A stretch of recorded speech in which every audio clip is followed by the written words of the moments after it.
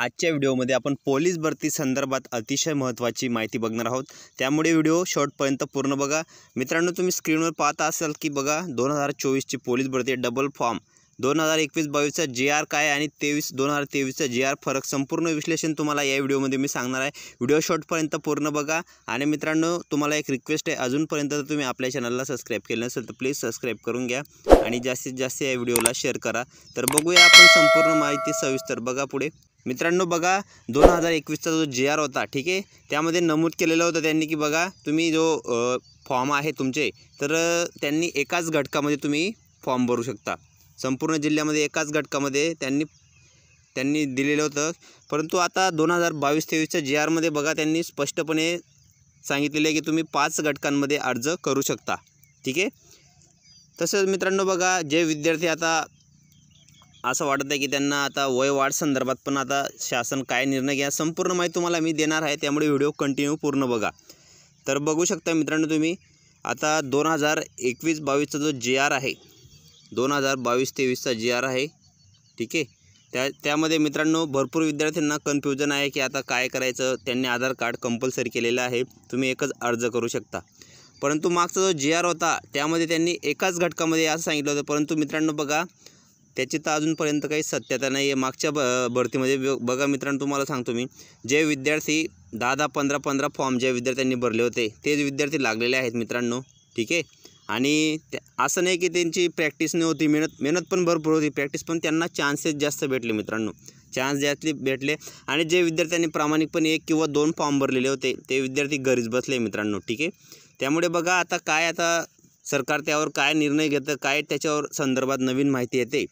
आणि बघा मित्रांनो, मराठा आरक्षण ते SBCचे प्रमाणपत्र आहे, ते प्रमाणपत्राचा पण भरपूर विद्यार्थ्यांना आता लाभ मिळणार आहे का। आणि तर वयवाढ संदर्भात पण बघा मित्रांनो, जे तुमचं वयवाढ आहे, तुमचा वयवाढ संदर्भात मुख्यमंत्री साहेब आणि मागच्या वेळेस विधानसभेमध्ये पण बोलले होते की याच्यावर सकारात्मक दृष्टी आम्ही वयवाढ संदर्भात पण विद्यार्थ्यांना महत्त्वाची अपडेट देणार आहोत।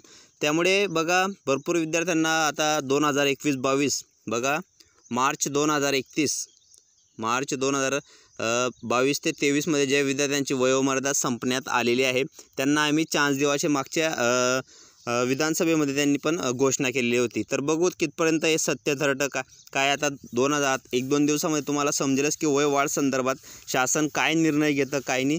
त्या संदर्भात मी तुम्हाला महत्त्वाची आणि अतिशय इम्पॉर्टंट आणि नवीन माहिती देत असतो पोलीस भरती संदर्भात। त्यामुळे तुम्ही आपल्या चॅनलला पटकन सबस्क्राइब करून ठेवा, म्हणजे नवीन माहिती नवीन नोटिफिकेशन तुम्हाला लगेच प्राप्त होईल। तर भरपूर विद्यार्थी आता वयोमर्यादा संपण्यात आलेले आहे आणि ते नैराश्यामध्ये चाललेले आहेत की आम्हाला आता शेवटची संधी द्यावी शासनाने, याच्यावर काही ना काही सकारात्मक दृष्टिकोन लवकरात लवकर सादर करावा असं भरपूर विद्यार्थ्यांची मागणी होत आहे। तर आता बघूया, आता संपूर्णपणे आता जीआर पण त्यांनी स्पष्टपणे सांगितलेलं नाही की काय आहे काय नाही। तर मित्रांनो, यावर लवकरात लवकर शासन निर्णय घेणारच आहे। त्यामुळे तुम्ही प्रॅक्टिस चालूच ठेवा, प्रॅक्टिस चालूच ठेवा।